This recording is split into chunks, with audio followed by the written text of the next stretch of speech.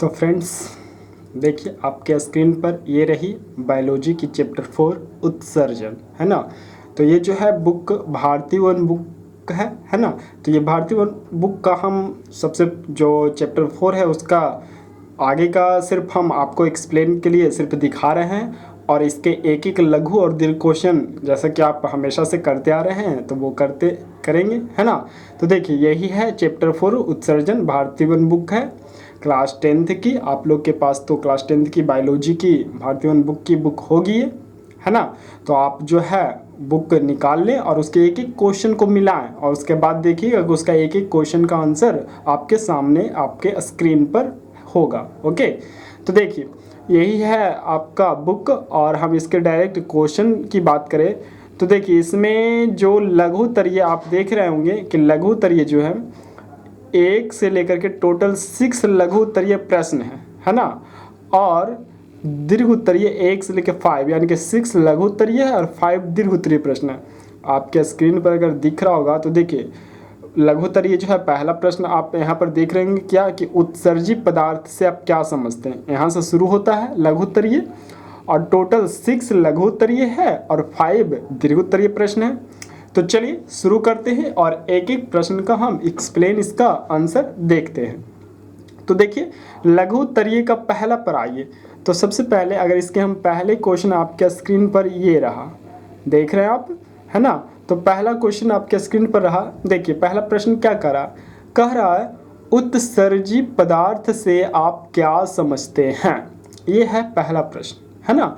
तो उत्सर्जी पदार्थ से आप क्या समझते हैं, तो आंसर आपके सामने है आपके स्क्रीन पर।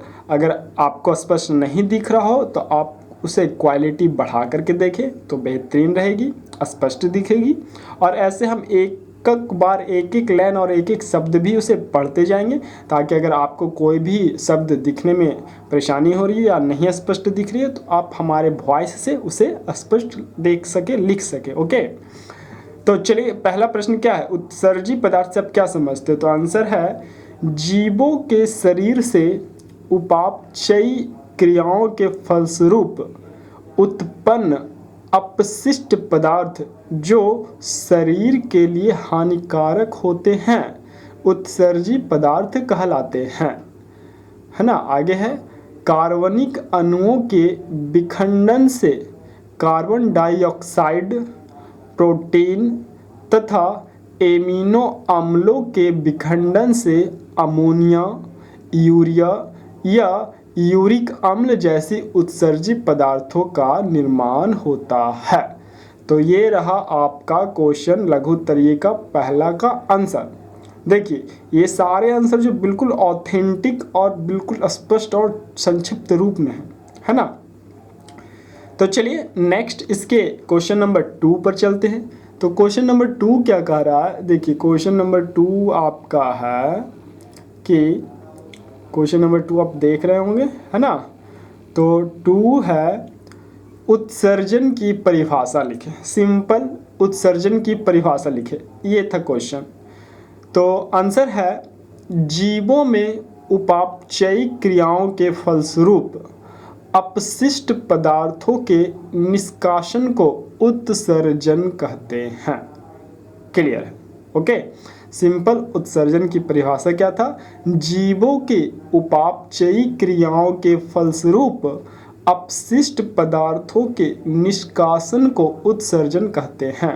ये आपका क्वेश्चन नंबर 2 कंप्लीट। ओके, चलिए नेक्स्ट क्वेश्चन है मूत्र के अवयवों की प्रतिशत मात्रा क्या है ना। प्रश्न तीसरा आपके सामने आपके स्क्रीन पर है, मानव मूत्र के अवयवों की प्रतिशत मात्रा क्या है। तो आंसर देखिए क्या है, सामान्यतः मानव मूत्र में विभिन्न अवयवों की प्रतिशत मात्रा निम्न होती है। क्या निम्न होती है, तो जल जो है 96% तक जल होता है, यानी कि हमारे मानव मूत्र जो है ना, तो उसमें 96% तक जल है। और लवण के रूप में क्या है, तो NaCl है ना, सोडियम क्लोराइड होता है, के कैल्शियम एवं है ना पोटेशियम और कैल्शियम है। तो सोडियम क्लोराइड, पोटेशियम और सी कैल्शियम है, जो कि लवण के रूप में 1.5% तक उपलब्ध है ना, यानी कि 1.5 प्रतिशत तक मौजूद होता है। और तीसरा जो है वज्र पदार्थ यानी कि यूरिया, तो यूरिया जो है 2.5% तक यूरिया मौजूद होता है। तो ये हमारे मानव मूत्र के अवयव हैं। ओके, बिल्कुल जितना प्रश्न बोल रहा है बस उतना ही आंसर, बिल्कुल सटीक और एकदम एक्सप्लेनेशन आंसर, है ना, कोई फालतू झोल झाल वाले आंसर नहीं। ओके, और देखिए ये तो आपको मैं पहले भी आप यानी कि 1 से लेकर के 3 चैप्टर तक के वीडियो जो लघु दीर्घ सारे हम पहले भी डाल चुके हैं। अगर आप नहीं देखे होंगे तो आप ज़रूर देखिए उसे, डिस्क्रिप्शन बॉक्स में आपका उसका लिंक मिलेगा। और हाँ देखिए, आप उस लिंक के जरिए जो हमारा चैनल है मैथ्स विद चिनिया समित, आप उसके जरिए प्लेलिस्ट पर ज़रूर जाइएगा, है ना। क्यों? क्योंकि प्लेलिस्ट पर जाने से आपको फ़ायदा क्या होगा, प्लेलिस्ट पर जाने से सबसे बड़ी फ़ायदा कि आप जो है वहाँ पर जितने भी बुक के सॉल्यूशन हैं, चाहे बायोलॉजी हो, फिजिक्स हो, केमिस्ट्री हो, मैथ हो, यानी कि जितने भी आंसर और सॉल्यूशन जितने भी है सारा का अलग अलग प्लेलिस्ट हम बनाए हुए हैं, है ना। तो उससे फ़ायदा क्या होगा कि आपको एक जगह बिल्कुल संग्रहित रूप में आपको मिल जाएगी। ओके, और देखिए आपके स्क्रीन पर जो नंबर दिख रहा है 9031691693, आप अगर क्लास 9th और क्लास 10th की किसी भी बुक की सॉल्यूशन और आंसर आपको चाहिए, है ना, यानी कि किसी भी बुक की सॉल्यूशन आंसर आपको कंप्लीट उसमें आपको करना है या चाहिए, बहुत जल्द करना है, तो आप हमारे इस नंबर पर कांटेक्ट कर सकते हैं। अधिक जानकारी आपको यहाँ से उपलब्ध हो जाएगी। ओके, हालांकि आपको तो हमारे चैनल के थ्रू हर एक चीज़ हम उपलब्ध करा ही रहे हैं। तो खैर देखिए नेक्स्ट 4 नंबर क्वेश्चन पर मूव करते हैं। तो देखिए 4 नंबर क्वेश्चन क्या है, आपका स्क्रीन पर दिख रहा होगा स्पष्ट। देखिए क्या कह रहा है, ग्लोमेरुलर, है ना, ग्लोमेरुलर फिल्ट्रेशन क्या है, ग्लोमेरुलर फिल्ट्रेशन क्या है। तो आंसर है नेफ्रॉन में पाई जाने वाली रचना ग्लोमेरुलस एक छन्ना की तरह कार्यशील होती है। अभिवाही धमनियां द्वारा रक्त के साथ यूरिया, यूरिक अम्ल, जल, ग्लूकोज, लवण, प्रोटीन इत्यादि ग्लोमेरुलस में जब पहुंचती है तो यह बोमैन संपुट की पतली दीवार से छनकर वृक्क की नलिका में चले जाते हैं। इस छन्ने पदार्थ को ग्लोमेरुलर फिल्ट्रेशन कहते हैं, है ना। फिल्ट्रेशन की यह क्रिया उच्च दाब पर होती है जिसे अल्ट्रा फिल्ट्रेशन कहते हैं। आपका ये था लघु का 4 नंबर का आंसर। ओके, तो बिल्कुल कंप्लीट, और साथ के साथ आप जो है नोट्स ज़रूर बनाते चलिए, है ना, क्योंकि आप नोट्स बनाते चलिएगा तो आपको यही नोट्स आने वाले जो एग्ज़ाम का टाइम रहेगा तो काम देगा। देखिए सबसे बड़ी बात, आप मेरे ये खास बात जो है ध्यान देकर रखिए कि ये जो बुक है ना भारती भवन का फिजिक्स केमिस्ट्री बायो, ये जो बुक है इसमें जितने भी क्वेश्चन दिए हुए हैं, चाहे वो वस्तुनिष्ठ हो यानी कि ऑब्जेक्टिव प्रश्न, तो ऑब्जेक्टिव प्रश्न का तो आंसर कराने की आवश्यकता है नहीं, क्योंकि वो तो आपको बुक में उपलब्ध है ही, बुक में सारा आंसर दिया हुआ है ना, तो उसके लिए तो कोई टेंशन नहीं है।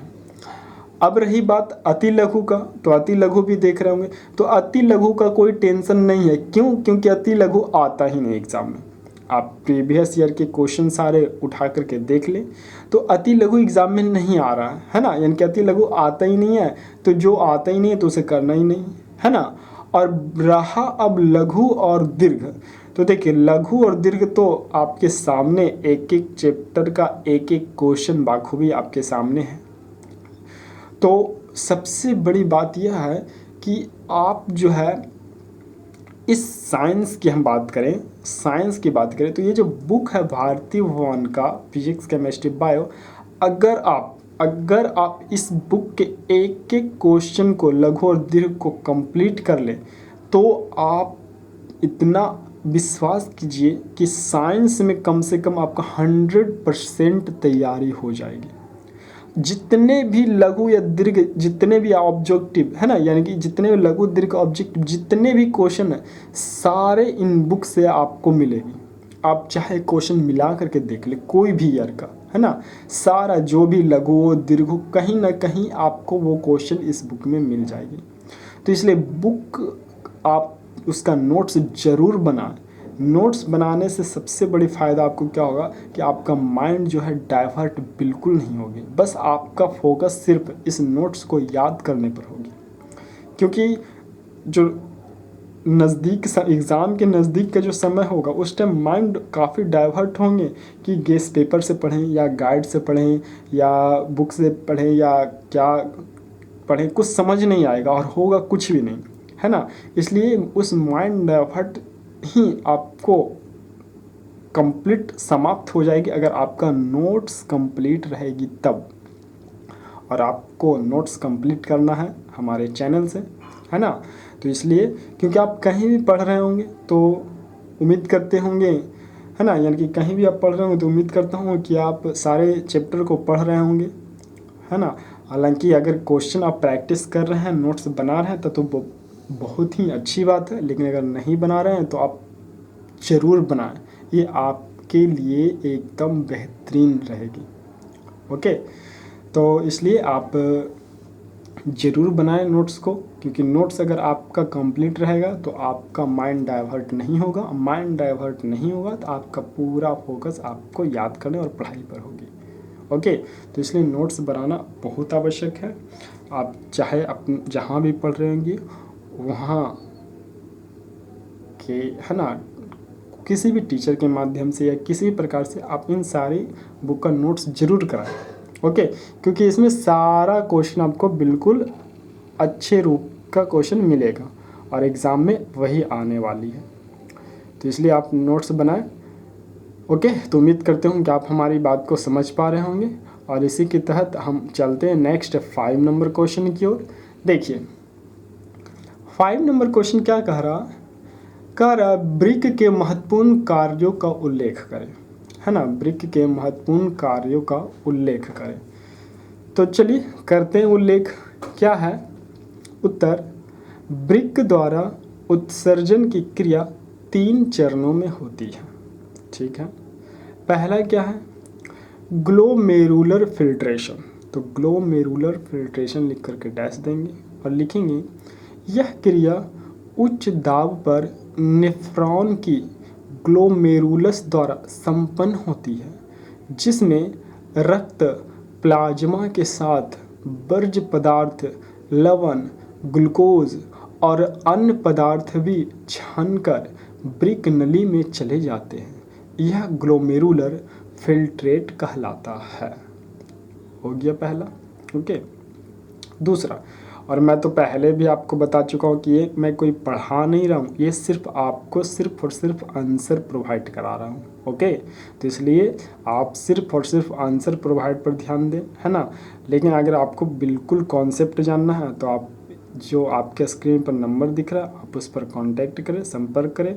और मैं ऑलरेडी अपने क्लास में, तो मेरे क्लास में पढ़ाने का रूटीन ही है, पहले कॉन्सेप्ट फिर उसका सारा प्रैक्टिस।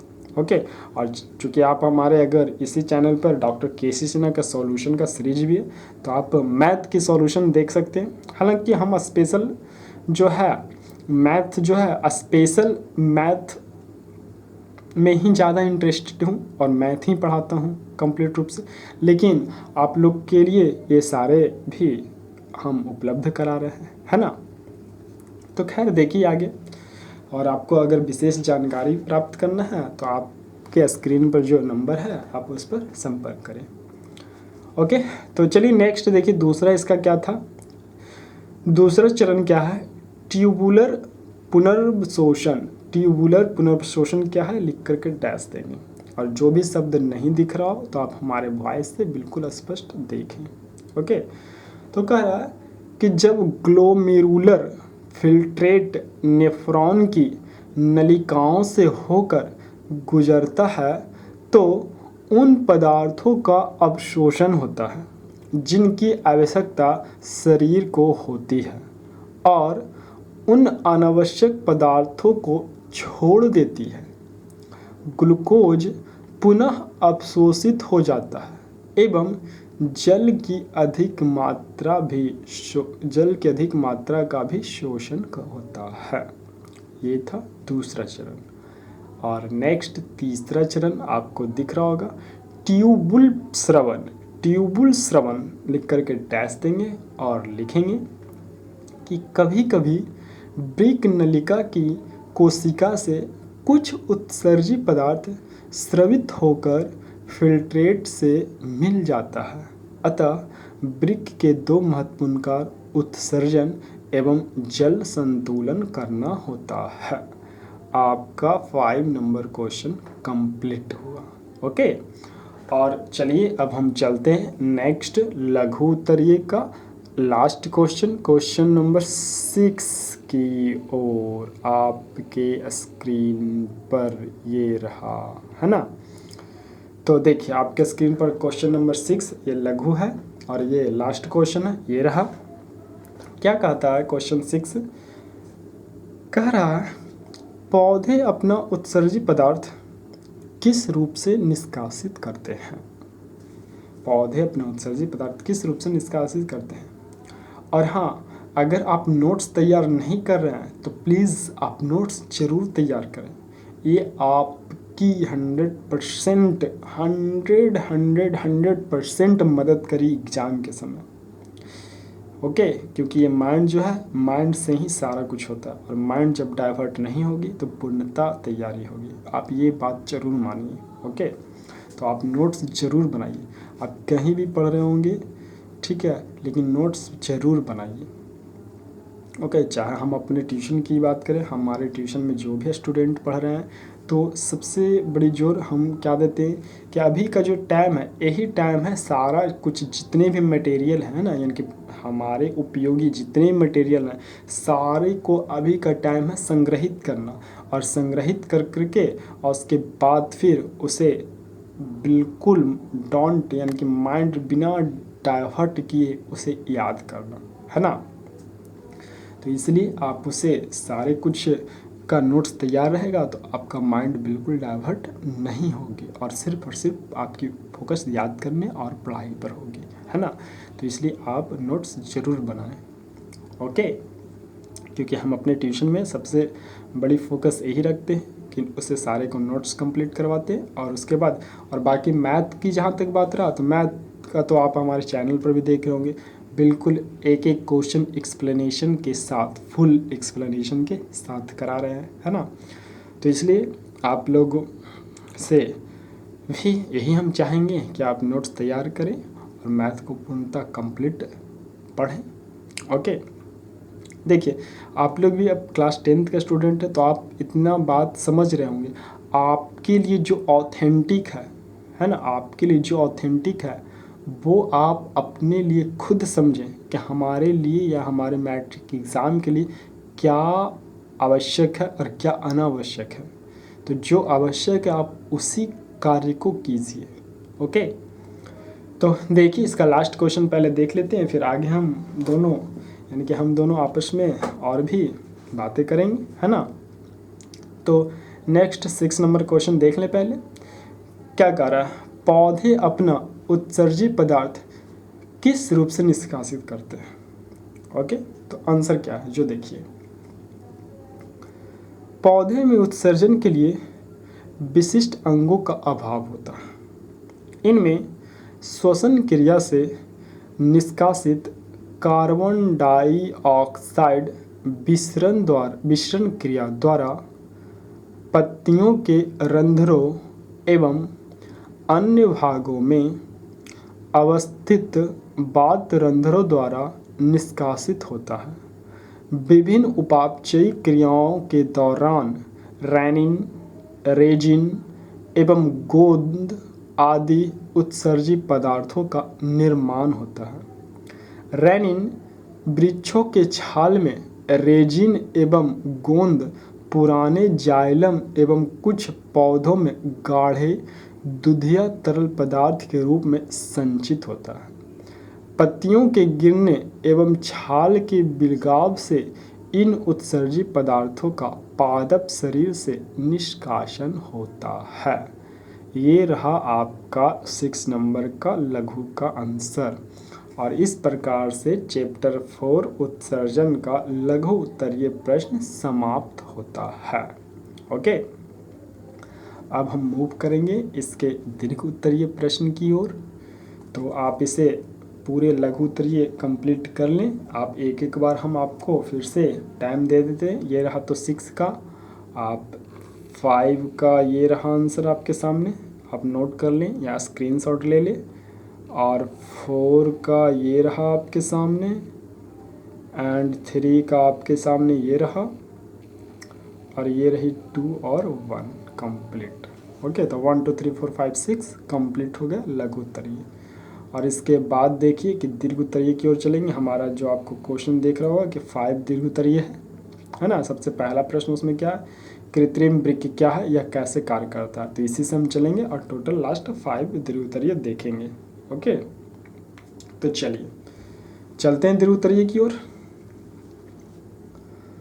हाँ, तो ये रहा आपके सामने दीर्घ उत्तरीय। हाँ देखिए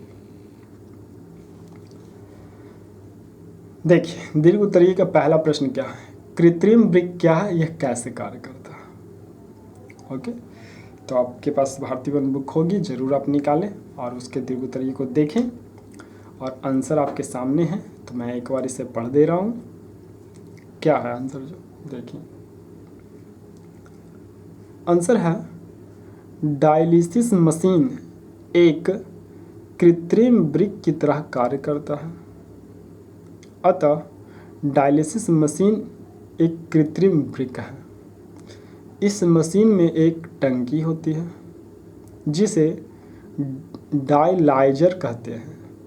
डायलाइजर में डायलिसिस फ्लूइड नामक तरल पदार्थ भरा होता है। इस तरल पदार्थ में सेलोफेन से बनी बेलनाकार रचना लटकती है जो आंशिक रूप से पारगम्य होता है तथा यह केवल विलय को ही विसरित होने देता है। डायलिसिस फ्लूइड की सांद्रता सामान्य उत्तक द्रव जैसी होती है, लेकिन इसमें नाइट्रोजनी विकार तथा लवण की अत्यधिक मात्रा नहीं होती है।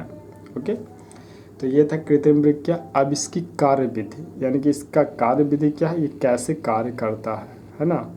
तो कैसे कार्य करता है जो देखते हैं।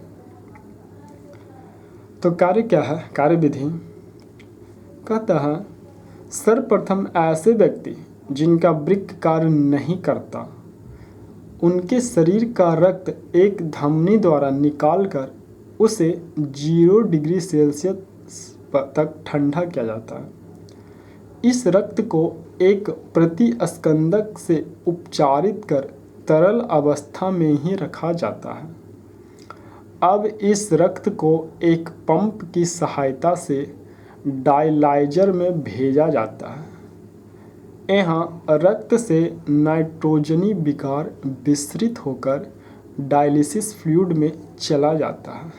पुनः इस रक्त को पंप की माध्यम से एक सिरा के द्वारा व्यक्ति के शरीर में वापस पहुंचा दिया जाता है। अतः कृत्रिम वृक्क से रक्त के शुद्धिकरण की यह विधि एक अत्यंत विकसित तकनीक है। तो ये रहा कृत्रिम वृक्क और ये कैसे कार्य करता है दीर्घ उत्तरीय। उम्मीद करते होंगे आप इसे पूरे नोट किए होंगे, है ना, और नोट्स तो तैयार कर ही रहे होंगे।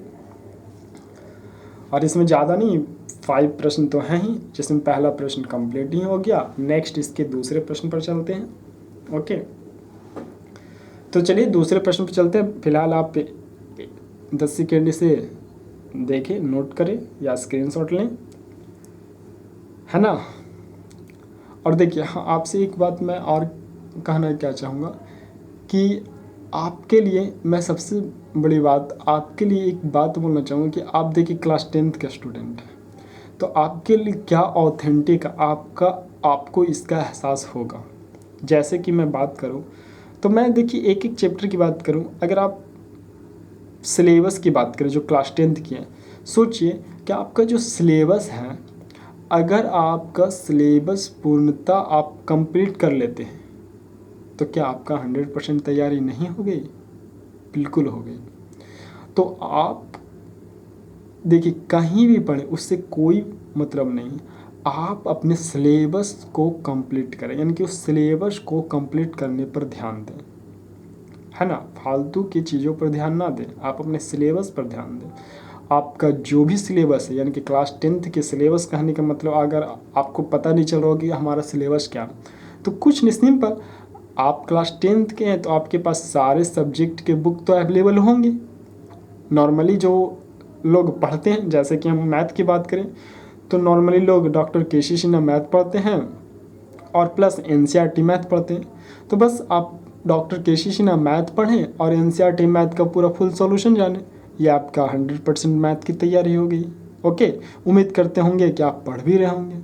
तो मैथ की तो चलिए टेंशन ख़त्म हुआ, आप ये इन दोनों बुक से कंप्लीट करें और ये टेंशन ख़त्म हो गया, है ना। और आप मैथ की तो हमारे चैनल पर सारे क्वेश्चन यानी कि सारा सॉल्यूशन बिल्कुल एक्सप्लेन वे में उपलब्ध हैं ही, आप बिल्कुल वहाँ पर से देख सकते हैं। अब रही बात साइंस की, तो लोग साइंस में जहाँ भी कोचिंग ट्यूशन में पढ़ते हैं तो चलिए ठीक है, पढ़ते हैं, कैसे पढ़ते हैं हमें पता नहीं, लेकिन साइंस की बात करें तो आप अपना सिलेबस देखिए। नॉर्मली लोगों के पास जो है भारतीय वन बुक, जो जिसका आप आंसर देख रहे हैं, तो सबके पास होगा फिजिक्स केमिस्ट्री बायो। बस आप कहीं भी पढ़, उससे कोई मतलब नहीं, आप फिजिक्स केमिस्ट्री बायो इन तीनों बुक का जो भी प्रैक्टिस क्वेश्चन है, ऑब्जेक्टिव लघु दीर्घ, सारा एक एक क्वेश्चन कंप्लीट करें, बस आपकी हो गई सारी कंप्लीट तैयारी। आपको फिर कोई झंझट नहीं, किसी प्रकार की कोई प्रॉब्लम नहीं होगी, है ना। तो ये रही साइंस की बात। आप देखिए कि आप जहाँ भी पढ़ रहे होंगे, आपके टीचर वो चीज़ करा रहे हैं या नहीं करा रहे, ये हमें पता नहीं, लेकिन आप तो समझदार हैं, आप समझिए और आपके लिए आवश्यक है। अगर नहीं करा रहे हैं तो आप उनसे कहिए और उनसे करवाइए, है ना। क्योंकि देखिए कोई भी टीचर होता है वो अपने सुविधा के अनुसार स्टूडेंट को पढ़ाता है, यानी कि सुविधा के अनुसार कहने का मतलब क्या, कि जो टीचर को अच्छा लगता है पढ़ाना, या जो उन्हें आता है, या जो उनका जो बेस्ट फेवरेट है, वो वही चीज़ को पढ़ाते रहते हैं। आपके सिलेबस से उन्हें कोई मतलब नहीं होता, है ना। ये नॉर्मली हम सभी लगभग, है ना, ऑलमोस्ट के लिए बोल रहे हैं, सभी के लिए नहीं, लेकिन ऑलमोस्ट 90% 99% लोग ऐसे ही होते हैं। ओके, कि वो अपनी सुविधा के अनुसार ही स्टूडेंट को पढ़ाते हैं। तो आप उनके सुविधा के अनुसार पढ़ रहे हैं, लेकिन आप अपने सुविधा भी तो देखिएगा, आप अपना सिलेबस भी तो देखिएगा, है ना। तो आपका सिलेबस क्या है, आपका फुल जितने भी बुक है, सारे बुक का कंप्लीट सॉल्यूशन आंसर, तो आप इसे देखिए और इस पर जाइए, है ना। आप कोई बहकावे में मत रहिए कि ये देखिए, सबसे बड़ी बात, आप ये बहकावे मत रहिए कि 2 महीने बाद 3 महीने बाद गेस क्वेश्चन हो जाएगा, या इम्पॉर्टेंट क्वेश्चन टिक लगा देंगे, या करा देंगे, वो कर देंगे, ये सब बिल्कुल बिल्कुल 100% बकवास है। ओके, बिल्कुल बकवास है, क्योंकि जब आपका 100% आपकी तैयारी हो जाएगी तो आपका कोई भी क्वेश्चन वगैरह जो है टिक लगाने से और इम्पोर्टेंट क्वेश्चन छांटने से कुछ नहीं होगा, है ना। वो फिर आप लक पर डिपेंड हो गए कि आपका लक अच्छा रहा तो वो क्वेश्चन आ भी सकता है और नहीं भी, है ना। तो इसलिए आप अपने लक पर डिपेंड नहीं कीजिए, आप अपने मेहनत पर डिपेंड रहिए। तो इसलिए आप अपने पूरे सिलेबस को कंप्लीट करें। ओके, और उसी प्रकार से एसएसटी की बात करें तो एसएसटी में तो ज़्यादा कुछ करने का ज़रूरत है नहीं। जो अगर भारतीय वन का बुक आपके पास है एसएसटी का, हिस्ट्री ज्योग्राफी सिविक्स जो भी है, तो आप उससे भी कीजिए तो और भी बेहतरीन है, और नहीं तो फिर कम से कम एनसीईआरटी बुक तो कीजिए, है ना। यानी कि कम से कम उसका सिलेबस, एनसीईआरटी बुक का सारा क्वेश्चन, और बढ़िया से एक्सप्लेन जानना चाहते हैं तो फिर भारतीय वन बुक का एक एक क्वेश्चन। ओके, और बाकी हिंदी और संस्कृत रहा तो हिंदी और संस्कृत का तो वो तो हमारा एनसीईआरटी क्वेश्चन बुक है ही, आप उसका कंप्लीट कीजिए। तो ऑलमोस्ट हम एक लाइन में कहें तो बस सिलेबस आपका यही है कि आपका जितना भी बुक है सारे बुक का सॉल्यूशन और आंसर कंप्लीट होना चाहिए बस। ओके, तो चलिए आप हमारे बातों को समझ पा रहे होंगे और इसी के तहत हम आगे का क्वेश्चन नंबर 2 पर मूव करते होंगे। चलिए देखिए क्वेश्चन नंबर 2 क्या है। मनुष्य में वृक्क तथा उससे संबंधित उत्सर्जी अंगों का वर्णन करें, ये है। तो चलिए इसके आंसर पर आते हैं।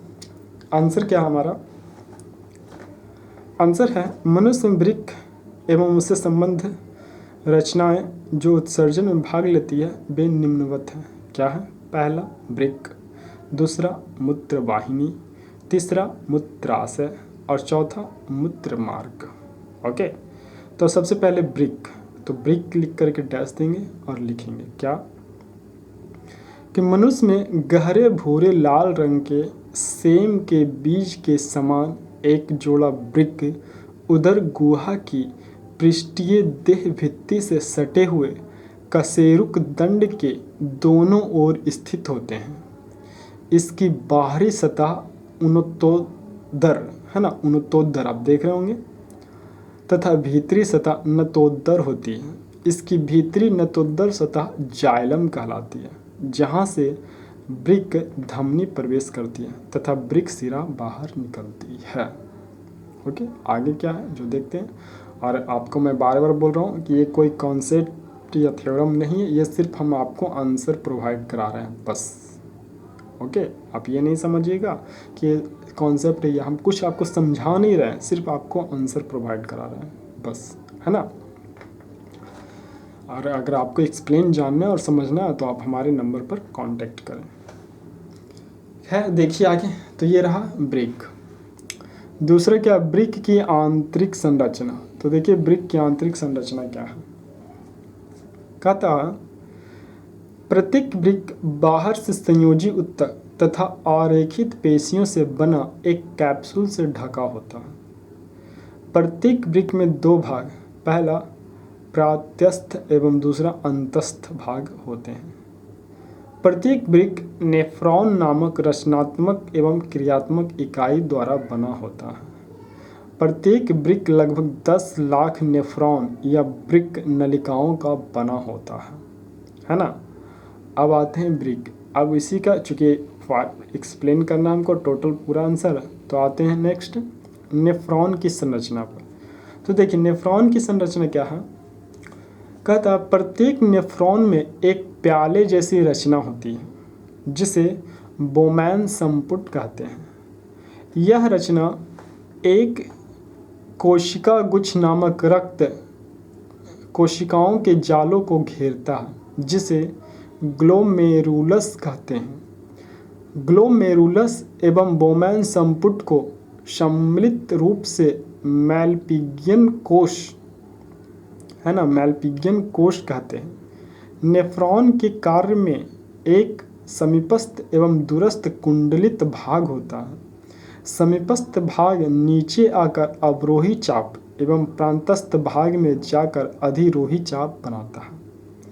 अवरोही एवं अधिरोही चापों के बीच एक विशेष भाग हेनले का चाप अवस्थित होता है। अधिरोही चाप आगे की ओर एक संग्रह नलिका में खुलती है। इस नलिका में अनेक अन्य वृक्क नलिकाएं आकर खुलती हैं और सभी संग्राहक नलिका आपस में मिलकर सामान्य संग्राहक नली बनाते हैं जो अंत में मूत्रवाहिनी में खुलती है। अब देखिए दूसरा क्या है, मूत्रवाहिनी। तो देखिए मूत्रवाहिनी क्या है। मूत्रवाहिनी लिख करके डैश देंगे और लिखेंगे यह प्रत्येक वृक्क के जाइलम से निकलती है। इनका शीर्ष भाग जो वृक्क से बाहर निकलता थोड़ा ज़्यादा मोटा होता है जिसे मूत्रवाहिनी की श्रेणी कहते हैं। एंड इसका तीसरा है मूत्राशय। तो देखिए मूत्राशय में क्या है। प्रत्येक मूत्रवाहिनी पीछे की ओर मूत्राशय में खुलती है। मूत्राशय नाशपाती के आकार की पतली दीवार वाली एवं थैलीनुमा रचना है जो उदर गुहा के पिछले भाग में रेक्टम के नीचे अवस्थित होती है। और 4 नंबर है मूत्र मार्ग। तो मूत्र मार्ग देखिए क्या, यह मूत्राशय के पिछले भाग से निकलने वाली एक नली है जो मूत्र द्वार के द्वारा शरीर से बाहर की ओर खुलती है। तो ये आपका क्वेश्चन नंबर 2 दीर्घ उत्तरीय का कंप्लीट आंसर हो गया। आप अगर इतने आंसर को लिख देते हैं एग्ज़ाम में तो आपका 5 में 5 मार्क्स कंप्लीट है। ओके, तो चलिए आपका तो ये सेकेंड नंबर क्वेश्चन कंप्लीट हुआ और नेक्स्ट हम क्वेश्चन नंबर 3 की ओर बढ़ते हैं। और आपके स्क्रीन पर क्वेश्चन नंबर 3 भी दिख रहा होगा। वृक्क के आंतरिक संरचना का वर्णन करें। अब इसके आंतरिक संरचना का वर्णन करना है ना, तो चलिए देखते हैं इसका भी 3rd नंबर का आंसर। और आपसे बस एक ही रिक्वेस्ट है कि अगर आप चैनल को सब्सक्राइब नहीं किए तो ज़रूर कर लें, ओके, क्योंकि आगे इसी भी प्रकार से और भी बुक की जितने भी बुक की हैं आपकी क्लास 9th और 10th की सारा का सॉल्यूशन आंसर आपको मिलती रहेगी, है ना। तो इसलिए आप सब्सक्राइब कर लें और बेल आइकन का बटन भी प्रेस कर लें ताकि आपको नोटिफिकेशन भी आसानी से मिलता रहे। ओके, तो चलिए चलते हैं क्वेश्चन नंबर 3 पर। देखिए क्वेश्चन नंबर 3 क्या कह रहा है। वृक्क के आंतरिक संरचना का वर्णन करें। तो आंसर है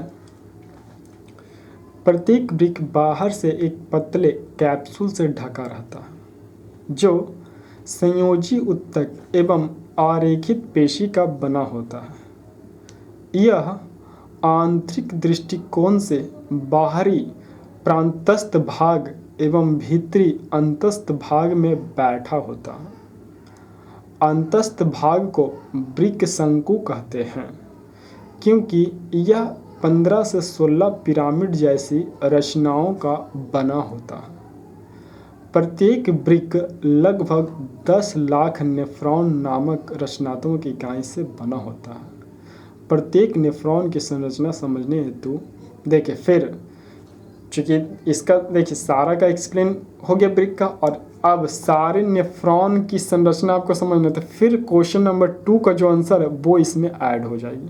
ओके, तो आप इतने लिख करके क्वेश्चन नंबर 2 का जो नेफ्रॉन की संरचना है आप देख रहे होंगे, नेफ्रॉन की संरचना, आप इस नेफ्रॉन की संरचना का आंसर आप उसमें क्वेश्चन नंबर 3 में ऐड कर दीजिए। यहाँ के बाद ये आपका क्वेश्चन नंबर 3 हो जाएगी। ओके, तो आप समझ रहे हैं। एक बार फिर से आप देखिए वृक्क के आंतरिक संरचना का वर्णन करें तो ये सारा लिखा हुआ है जो पैराग्राफ, आप ये पैराग्राफ लिख लीजिए और उसके बाद इस पैराग्राफ में ऐड कर लीजिए क्या, तो ये नेफ्रॉन की संरचना ऐड कर लेंगे तो ये क्वेश्चन नंबर 3 आपका कंप्लीट हो जाएगी। ओके, तो चलिए आप समझ रहे होंगे और इसी के तहत हम आगे बढ़ते हैं क्वेश्चन नंबर 4 की ओर। आपके स्क्रीन पर ये रहा क्वेश्चन नंबर 4। हाँ, 4 क्या है, वृक्क के द्वारा उत्सर्जन क्रिया कैसे होती है समझाएं। ये है क्वेश्चन नंबर 4। तो देखिए आंसर, वृक्क से मूत्र के रूप में उत्सर्जन निम्नलिखित 3 क्रियाओं द्वारा होता है। पहला क्या है, ग्लोमेरुलस फिल्ट्रेशन। तो ग्लोमेरुलस फिल्ट्रेशन लिख करके डैश देंगे और लिखेंगे क्या, यह एक भौतिक प्रक्रम है जिसमें ग्लोमेरुलस की अपवाही धमनिका का व्यास अभिवाही धमनिका के व्यास से कम होने के कारण ग्लोमेरुलस की रुधिर कोशिकाओं में रुधिर बहुत दाब के साथ प्रवेश करता है। इस दाब के फलस्वरूप रुधिर प्लाज्मा बोमैंस कैप्सूल की भित्ति द्वारा छनकर इसके भीतर प्रवेश कर जाता है। ग्लोमेरुलस में छनने की इस क्रिया को प्रानिस्यंदन कहते हैं और छनित पदार्थ को ग्लोमेरुलर फिल्ट्रेट कहते हैं। उसके बाद सेकेंड नंबर क्या है? सेकेंड है, एक मिनट, हाँ,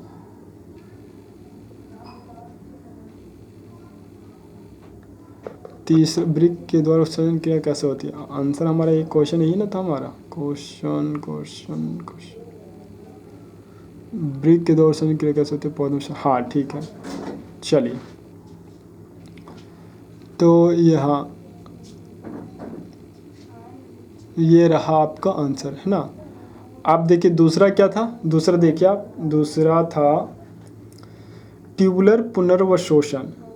कह रहा है ट्यूबुलर पुनर्वशोषण लिख करके डैश दें और लिखें, ज्यों ही छनित ब्रिक नलिका में आता है, समीपस्थ कुंडलित नलिका की कोशिकाएं ग्लूकोज, सोडियम, पोटेशियम, लवण, जल आदि पदार्थों को अवशोषित कर लेती है एवं ये अवशोषित पदार्थ ब्रिक नलिका के चारों ओर विद्यमान कोशिकाओं से होते हुए फिर वहां से सामान्य परिवहन में पहुंच जाते हैं। तो ये रहा 2, है ना, यानी कि दूसरा क्रिया। और तीसरा क्या है? तीसरा क्रिया है ट्यूबुलर स्रवण। तो ट्यूबुलर स्रवण क्या है? जो देखिए, कहता समीपस्थ और दूरस्थ कुंडलित ब्रिक नलिका की कोशिकाएं कुछ अन्य पदार्थों को उत्सर्जी पदार्थ के रूप में स्रावित करती है ना, स्रावित करती हैं, जो फिल्ट्रेट से मिल जाते हैं। इस प्रकार जब छनित द्रव दूरस्थ कुंडलित भाग में पहुंचता है तब इसे मूत्र कहते हैं। यह मूत्र नलिका से होते हुए मूत्राशय में जमा होता है और समय समय पर मूत्र मार्ग के छिद्र द्वारा बाहर निकाल दिया जाता है। तो ये आपका क्वेश्चन नंबर 4 कंप्लीट हुआ। और आप लास्ट आइए क्वेश्चन नंबर 5, और अधिक जानकारी आपके स्क्रीन पर जो नंबर है उस पर मिलेंगे 9031691693। ओके, चलिए, तो 5 नंबर क्या था? पौधों में उत्सर्जन कैसे होता है? तो आंसर है, पौधों में उत्सर्जन के लिए जंतुओं जैसी कोई विशिष्ट अंग नहीं पाए जाते हैं। पौधों में उत्सर्जन के लिए विभिन्न निम्न तरीके अपनाए जाते हैं। तो पहला तरीका क्या है?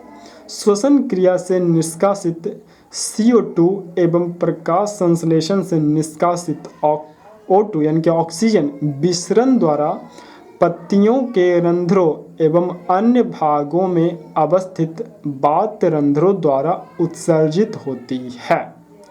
और दूसरा क्या है क्रिया, है ना? तो दूसरा तरीका है बाष्पोत्सर्जन द्वारा निकलने वाला जल मुख्यतः रंध्र तथा पौधों के अन्य भागों से निष्कासित होता रहता है। ओके, और तीसरा तरीका है पौधों में कार्बनिक उत्सर्जी उनकी मृत कोशिकाओं जैसे अंतःकाष्ठ, पत्तियों एवं छाल में संचित रहते हैं। पत्तियों के गिरने एवं छाल के बिलगाव से उन उत्सर्जी पदार्थों का पादप शरीर से निष्कासन होता है। और तरीका नंबर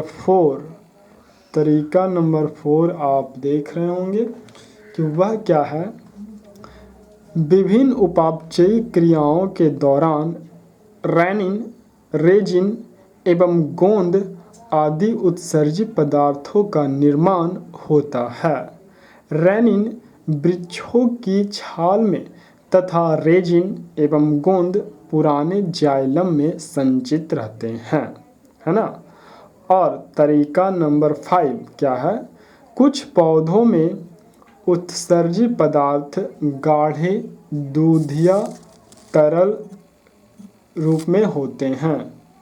ओके, 1 मिनट, कहाँ चले गए, है ना, ऐसा हालांकि आपको देख 1 मिनट।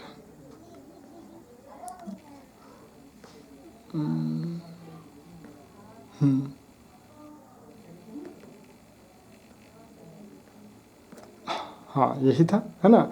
कुछ पौधों में उत्सर्जित पदार्थ गाढ़े दूधिया तरल के रूप में संचित होता है, जिसे लेटेक्स कहते हैं, है ना। और छठा क्या है, छठा आपके सामने दिख रहा है, जलीय पौधे उत्सर्जित पदार्थों का विसरण द्वारा सीधे जल में निष्कासित करते हैं, जबकि स्थलीय पौधे कुछ उत्सर्जित पदार्थों के अपने आसपास की मृदा में निष्कासित करते हैं। ओके, तो चलिए आपका ये जो है चैप्टर कंप्लीट हुआ और आपके स्क्रीन पर ये रहा। तो चैप्टर 4 आपका कंप्लीट होता है ना। और नेक्स्ट वीडियो में हम चैप्टर नंबर 5 पर मिलेंगे। ओके,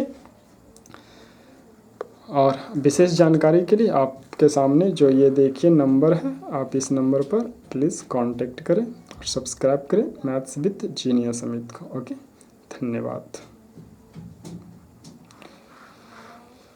चलिए आज के लिए यहीं पर हम अपने वीडियो को समाप्त करते हैं।